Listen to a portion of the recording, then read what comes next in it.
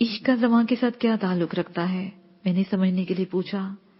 عشق مومن کے اعمال میں رنگ دوام پیدا کر دیتا ہے۔ کبھی عشق اصل حیات ہے، اس پر فنا تاری نہیں ہوتی۔ اگرچہ زمانہ تیز تر، تند اور انتہائی رفتار رکھتا ہے، لیکن عشق اس سے بھی بڑھ کر سبک رفتار ہے، اس لیے وہ زمانے پر غالب آ جاتا ہے اور اس کو اپنے اندر جذب کر لیتا ہے۔ عشق بڑی کامیابی سے زمانے کا مقابلہ کرتا ہے۔ زمانہ ہر شے کو فنا کر دیتا ہے، مگر عشق کو فنا کرنا اس کے بس کی بات نہیں۔ زمانہ عشق کے سامنے بے بس ہے۔ انہوں نے مسکراتے ہوئے کہا، اب بابا جی یہ بھی فرما دے کہ روشنی اور عشق میں کیا تعلق ہے؟ میں نے پوچھا۔ وحدت کی روشنی عشق ہے۔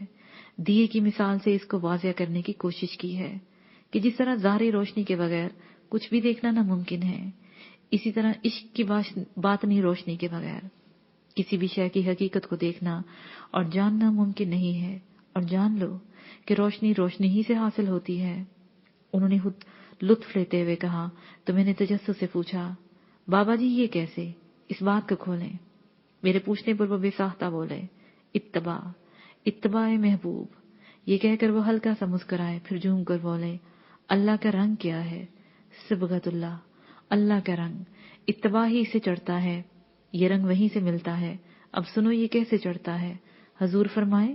میں نے شوق سے کہا، قطرہ آب نیسا جو صدف کے آغوش میں چھپ جاتا ہے، جب اس قطرہ کو حلوت نصیب ہوتی ہے، پردہ میں چلا جاتا ہے، حلوت میں گوہر بن کر جلوت یعنی عالم ظاہر میں ظہور پا جاتا ہے۔ جب پانی کی بوند خودی کا حرف یاد کر لیتی ہے، اس میں خودی کی روشنی پیدا ہو جاتی ہے، تو وہ اپنے بے حقیقت وجود کے موتی بنا لیتی ہے۔ واہ سبحان اللہ! میرے منہ سے بے ساختہ نکلا، اور وہ جذب میں کہہ رہے تھے، عشق و مستی سے، سچی بے خودی سے، جسم و جاں، موت و حیات، مکان و زمان سے گزر کر، دل میں ڈوب کر، حلوت میں حق سے محکم ہو کر، اپنی خودی کو پا کر، پھر کائنات میں ظاہر ہو کر، اپنے جسم و جاں کو تسخیر کر کے کائنات کو مسخر کر لو۔ عشق کی اس منزل خودی تک فوری طور پر رسائی کیسے ممکن ہے؟ میں نے تیزی سے پوچھا۔ خودی ایک آنکھ سے اپنی حلوت کا مشاہدہ کرتی ہے اور دوسری آنکھ سے جلوت یعنی کائنات کا تماشا کرتی ہے۔ اگر ایک بند ہو جائے تو گناہ ہے، اگر دونوں آنکھوں سے دیکھتی ہے تو عین راہ سلوک ہے۔ یہی طریقے قلندر ہے۔ کیسے بابا جی؟ میں انتہائی تجسس سے پوچھا۔ وہی جسے دیے کو روشن ہونے کے لیے اپنے وجود یعنی تیل کو جلانا پڑتا ہے، ویسے ہی قلندر اپنے محبوب سے عشق کی آگ میں جلتا ہے تو خودی کی روشنی حاصل کرتا ہے۔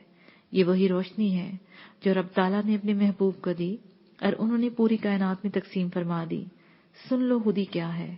غلامی محبوب صلی اللہ علیہ وآلہ وسلم اور عشق رسول ہے۔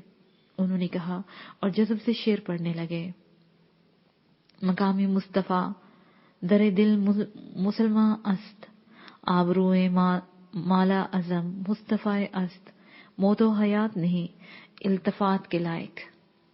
فقط خودی ہے، خودی کی نگاہ کا مقصود، پسند روح و بدن کی ہے اور نمود اس کو کہ نہایت ہے مومن کی خودی کی عریانی، ازل اس کے پیچھے ابد سامنے، نہ حد اس کے پیچھے نہ حد سامنے، خودی کی حلوتوں میں کبریائی، خودی کی جلوتوں میں مصطفائی، زمین و آسمان و کرسی و عرش، خودی کی ذات میں ساری خدائی۔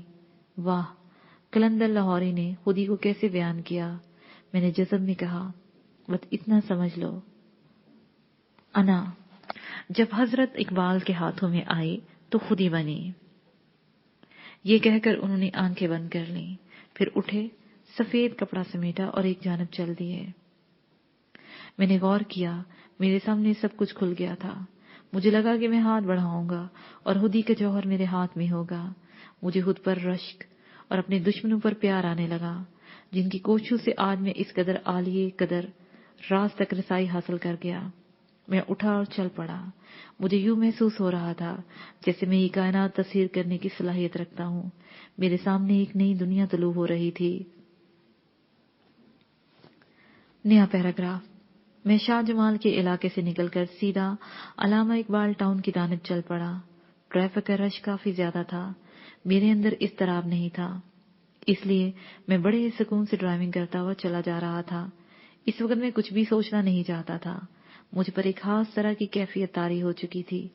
मैं इस कैफियत का मजा ले रहा था। मैं वलीद के घर पहुंच गया था इससे पहले कि मैं कार को रोकता। मेरा सेल फोन बज उठा। वो अरविंद सिंह की कॉल थी। मेरे लबों पर मुस्कुराहट फैल गई। जी बोलो अरविंद, कैसे हो? मैंने कहा ही था कि वो पुरजोश लहजे में बोला, मैंने और फहीम ने उसे तलाश कर लिया है। वो लाहौर ही में कहीं है, वहीं मिलेगा। कहाँ पर? किस जगह पर? मैंने तेजी से पूछा। यही उसकी तकनीक है। वो हरकत में रहता है, या जो कुछ वो करता है उसका सेल फोन हरकत में है। उसकी जो लोकेशन दूसरे मुल्कों से मिलती थी वही सिंपल है। वो यहां से कॉल करता था और कोई दूसरी जगह से। वो उस सॉफ्टवेयर से काम लेते थे।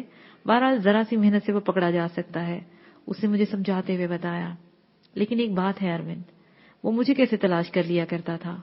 मेरी लोकेशन के बारे में वो पूरी तरह बाखबर रहता था, लेकिन एक खास वक्त से वो मुझे तलाश नहीं कर पा रहा है। ये क्या राज है? मैंने पूछा। वो भी मालूम हो जाएगा। मुमकिन है उसे पकड़ने के बाद ही उसे पता चल जाए। वो कदरे मायूसाना अंदाज में बोला तो मैंने उसका हौसला बढ़ाते हुए कहा, फिक्र न करो अरविंद, ये राज भी मुझे मालूम हो गया है, लेकिन इस वक्त मैं बता नहीं पाऊंगा क्योंकि ये समझाने वाली बात है और मैं रोड पर हूं। क्या आप उसे अभी तलाश नहीं करेंगे? उसने हैरत से पूछा। अभी नहीं, मैं अभी इसके साथ थोड़ा खेलना चाहता हूं, कुछ समझना चाहता हूं। तुम परेशान नहीं होना, इस प्रोजेक्ट पर काम जारी है और इस प्रोजेक्ट पर काम जारी रखो। मुमकिन है उससे भी किसी मुश्किल और जदीद सूरत हाल से हमें वास्ता पड़ सकता है। मैंने उसे समझाया, ये हमारे जहन में पहले से ही है, हम इस पर काम कर रहे हैं। उसने खुशकुन लहजे में कहा तो हमने चंद अलविदाई बातों के बाद फोन रख दिया। मैं वलीद के गेट पर पहुंच गया था। मैंने उसे फोन पर अपने आने की इतला दी। मिनटों बाद गेट खुल गया और मैं उसके साथ ड्राइंग रूम में आ बैठा। हमारे दरमियान बातें चलने लगी। वो अपनी कोशिशों के बारे में बताने लगा। ऐसे में काफी सारा वक्त बीत गया। इस दौरान मैंने उसके जिम्मे चंद काम लगाए और उसके पास से उठ गया। मैं कुछ और ही सोचकर उसके पास गया था, लेकिन मुझे वो सारी बातें भूल गई थी। शायद मैं सारी बातें कर लेता अगर शाह जमाल में मुझे बाबा जी न मिलते और मैं उनकी बातें न सुन लेता। और दूसरा, संदीप वगैरह की वजह से अचानक हालात बदल गए थे, क्योंकि अब मुझे यकीन था कि कुछ बहुत अलग सा होने जाने वाला है। मेरा रुख वापस मॉडल टाउन वाले घर की तरफ था। नया पैराग्राफ। निकदर थाने की हवालात में जसपाल को बंद कर दिया गया था। वहां उसके सिवा कोई दूसरा नहीं था। काफी वक्त गुजर गया, लेकिन दोबारा कोई उसे पूछने के लिए भी नहीं पलटा था। वो एक चटाई पर बड़े सुकून से लेट गया था। उसे पूरा यकीन था कि इसकी गिरफ्तारी की खबर नौतन कुंवर को हो गई थी। बाकी वो सब देख लेगी। उसे एसीबी का चेहरा याद आ रहा था, जहां गजब का तंतना था। जसपाल को सिर्फ यही दुख था कि वो इसे खुद निकुदर थाने में बुलाकर जो चाहे बात करता, लेकिन यूं घर पर छापा मारकर इसे और अनुजीत को जलील करने की जो उसने कोशिश की थी, वो उसे बड़ी खिल रही थी। वो यही सोच रहा था कि इसके साथ करना क्या है। उसकी सजा तो उसे मिलनी ही चाहिए थी। तकरीबन आधे घंटे के बाद इसे लगा जैसे थाने में एकदम से कर्फ्यू लगा दिया गया हो। सारे बैरूनी दरवाजे बंद कर दिए गए थे। जो जहां था उसे वहीं रोक दिया गया। एक हलचल सी हुई और फिर उसी हलचल में एसीपी के साथ चंद लोग हवालात के सामने आन खड़े हुए। एसीपी के चेहरे पर अब तंतने की से ज्यादा गुस्सा और नफरत थी। उसने इशारा किया और एक बंदे ने आगे बढ़कर दरवाजा खोल दिया। दो बंदे अंदर आ गए और उसे उठने का इशारा किया। जसपाल बड़े सुकून से उठ गया। चलो बाहर, एक ने गुर्राते हुए कहा तो जसपाल चल पड़ा। वो उसे हवालात से निकालकर एक अंदर की जानब एक कमरे में ले गए, जहां एक मदकूक सा जर्द बल्ब रोशन था। एसीपी के अलावा वहां पर 6 लोग थे। जैसे ही वो सारे अंदर दाखिल हुए, बाहर का दरवाजा लगा दिया गया। जसपाल इन सब में घिरा खड़ा था। चल लम्हे से तोलने वाली निगाहों से देखते रहे। फिर एसीपी आगे बढ़ा।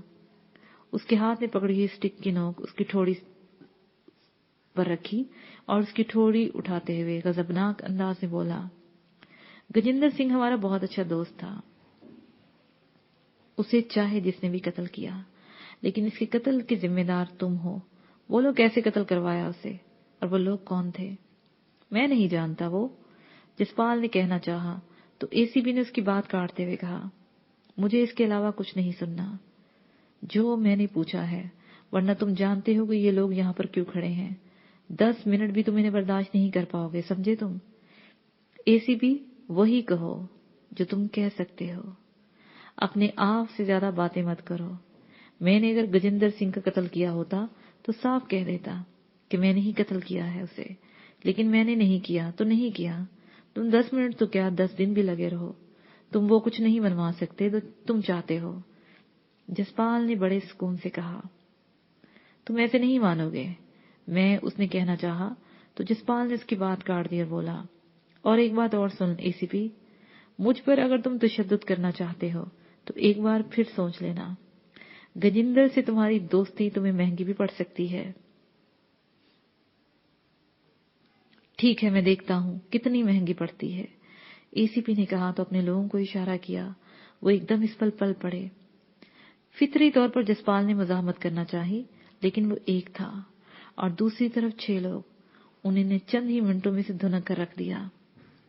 जसपाल के मुंह से खून बहने लगा था, गाल के करीब से जिल्द भी फट गई थी।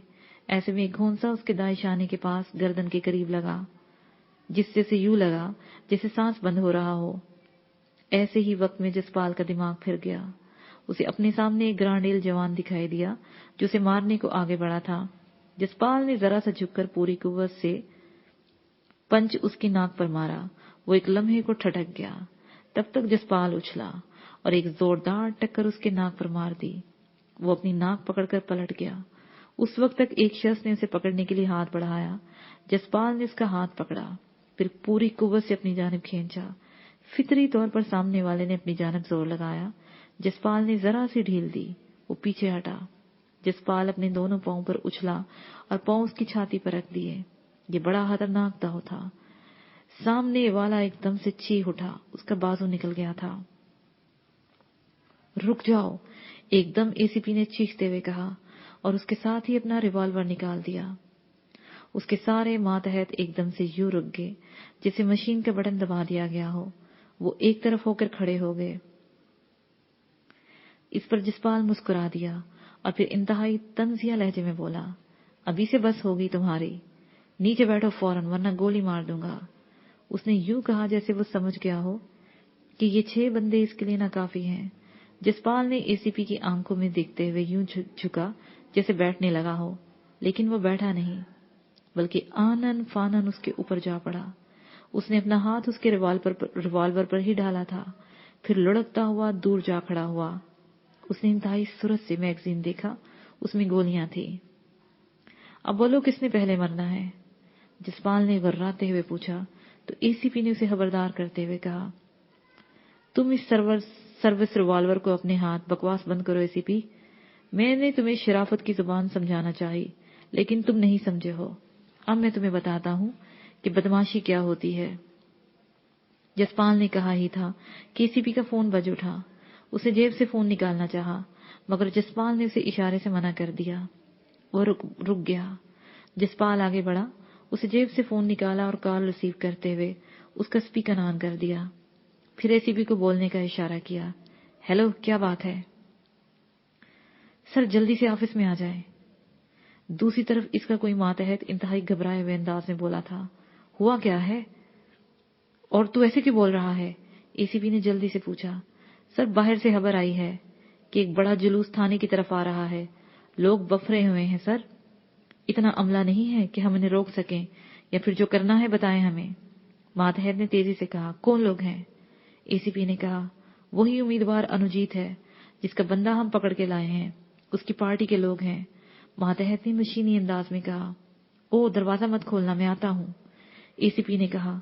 जसपाल ने फोन बंद कर दिया। एसीपी ने बेचारगी से उसे देखा, फिर बोला, जो होना था सो हो गया, मैं अब तुमने कुछ भी नहीं करना। जो करना है वो मैं ही करूंगा। दरवाजा खोलो, बाहर चलो, जसपाल ने हुक्म देने वाले अंदाज में कहा।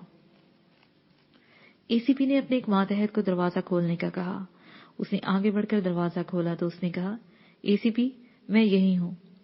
तुम अपने लोगों को ले जाना चाहते हो तो ले जाओ। देखो, जब मैंने कह दिया है कि जो तुम कहोगे वही करूंगा, तो फिर अब तुम सब ये क्यों कर रहे हो? एसीपी ने सुलझे अंदाज में कहा। नहीं, अब जो करना है वो मैंने ही करना है। मैं जैसा कहूं वैसा करो।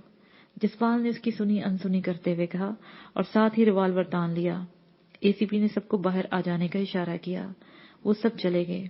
आखिर में वो निकला जिसके नाक से खून बह रहा था।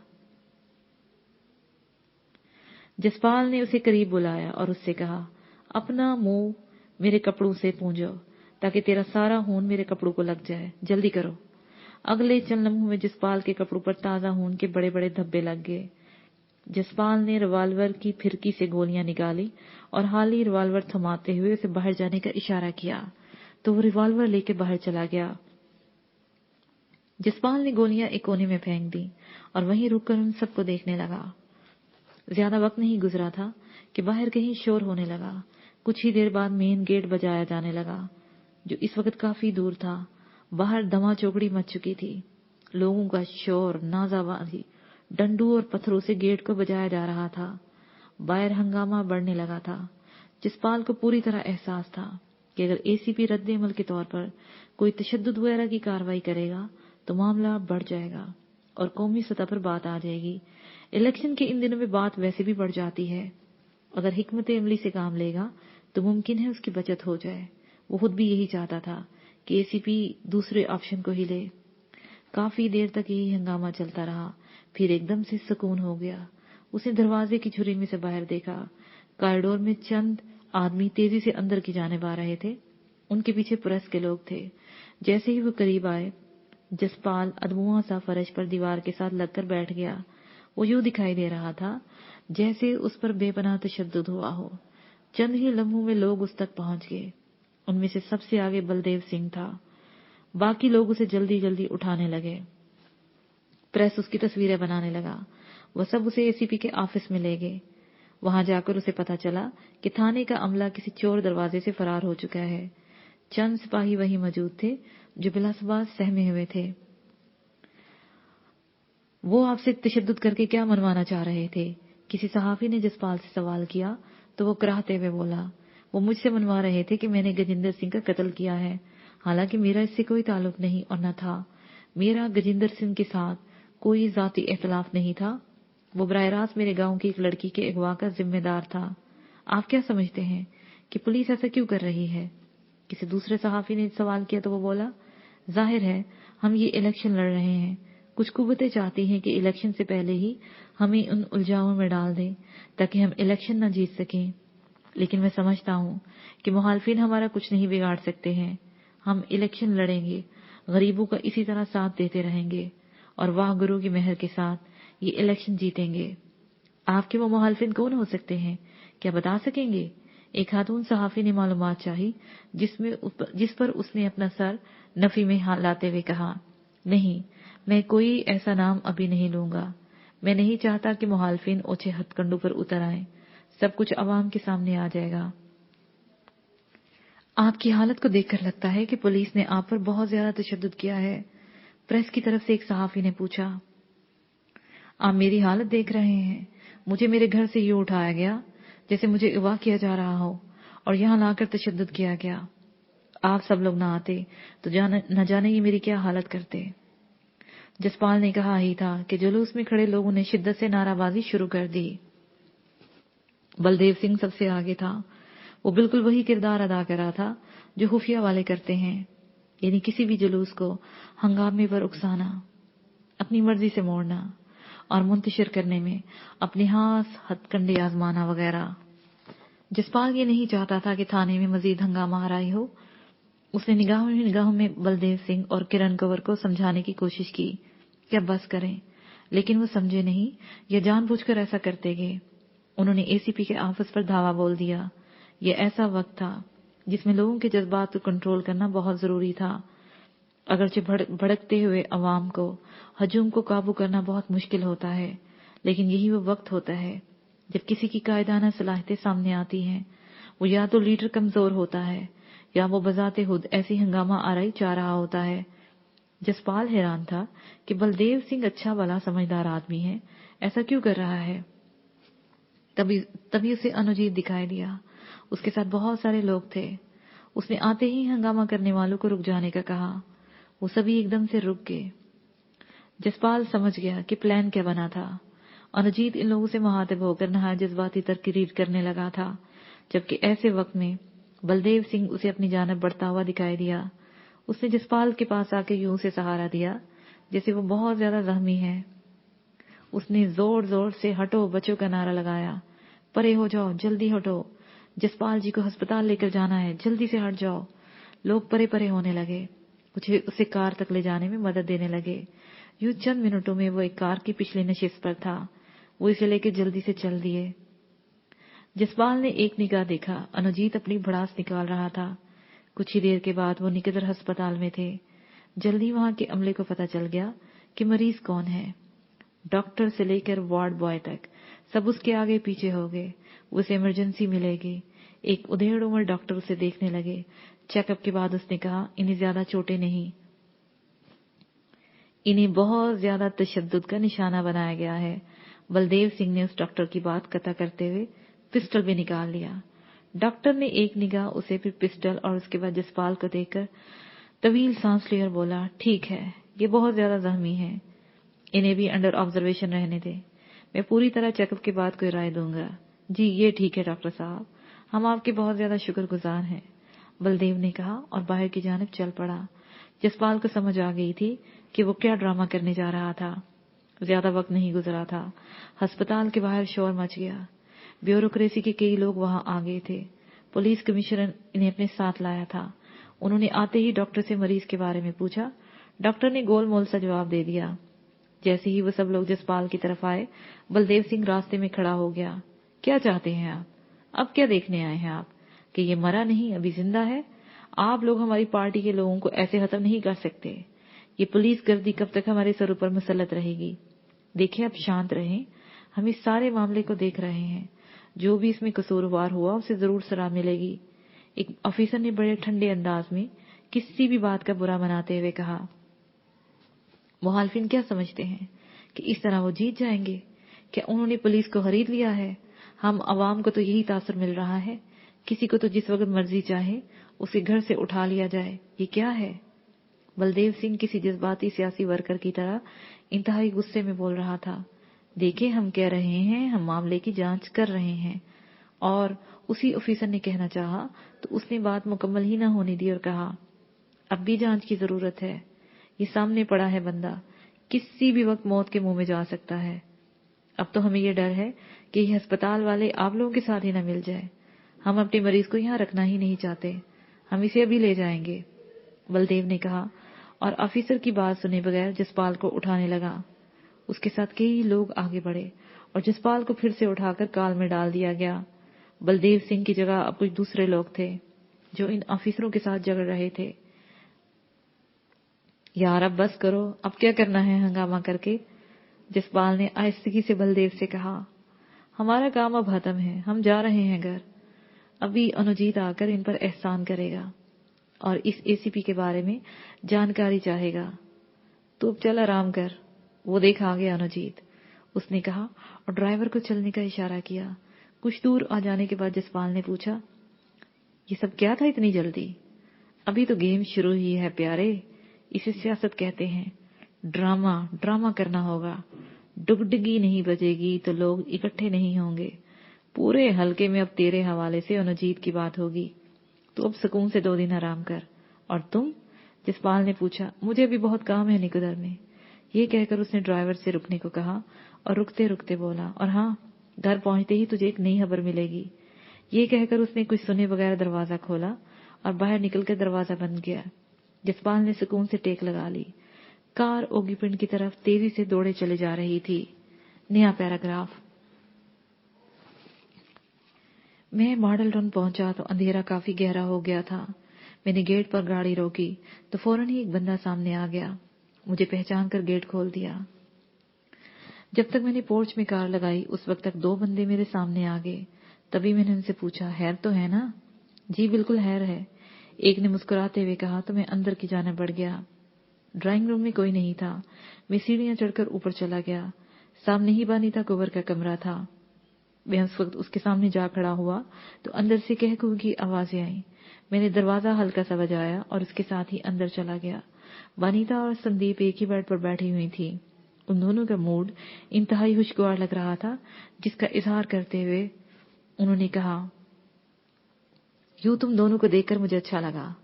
मैंने सोचा लड़ने का कोई फायदा नहीं, इसलिए सुकून से रहना ही बेहतर है। वनीता को ने खास अदा से मुस्कुराते हुए कहा, तो मैं समझ गया कि वो इतनी शांति किस लिए दिखा रही। मैं एक सोफे पर बैठ गया। मैंने महसूस किया था मेरे आने के साथ ही संदीप कवर जो चहचहा रही थी वो एकदम से महवूर सी हो गई थी, जैसे उस पर नशा छा गया हो। मैं समझ रहा था कि ऐसा उसी महक की वजह से है जो मेरे बदन से फूट रही थी। ये तो बड़ी अच्छी बात है। खैर, खाने का क्या प्रोग्राम है? कुछ बनवाया तुमने? मैंने वानिता की तरफ देखा तो वो बोली, नहीं कुछ नहीं, अभी बनवा लेते हैं या बाहर से मंगवा लेते हैं। उसने सोचते हुए लहजे में कहा, चलो कहीं बाहर से। मैंने कहना चाहा तो वो तेजी से बोली, नहीं, मुझे यहाँ के रेस्टोरेंट रास नहीं है, कोई ना कोई फड्डा हो जाता है। ये कहकर वो हंस दी। मैं समझ रहा था कि वो ऐसा क्यों कह रही है। दरअसल वो संदीप पर एतमाद नहीं कर रही थी। अगर उसे बाहर ले जाते और कहीं वो हंगामा कर देती तो फिर हमारी दस्तरस से निकल जाती, तो हाँ, वहां तमाशा बनने वाली बात थी। चलो फिर बाहर से ही मंगवा लेते हैं। मैं ये कहकर उठने लगा कि तारक नजीर का फोन आ गया। सर, मैं आपसे फौरन मिलना चाहता हूँ। खैरियत है? मैंने तेजी से पूछा। मुझे आपसे 2 बातें डिस्कस करना है। उसने कहा तो मैंने पूछा, बताओ कहाँ आना है? आप बाहर निकले, मैं रोड पर हूँ। उसने कहा तो मैंने आने का कहकर फोन बंद कर दिया। खैरियत है? वनीता केवर ने पूछा। खैर ही है, मैंने कहा और बाहर की समझ चला गया। मैं नीचे आ गया। मुझे देखते ही 2 बंदे सामने आ गए। मैं बाहर आ गया, उन्हें खाना लाने का कहा और बाहर सड़क पर आ गया।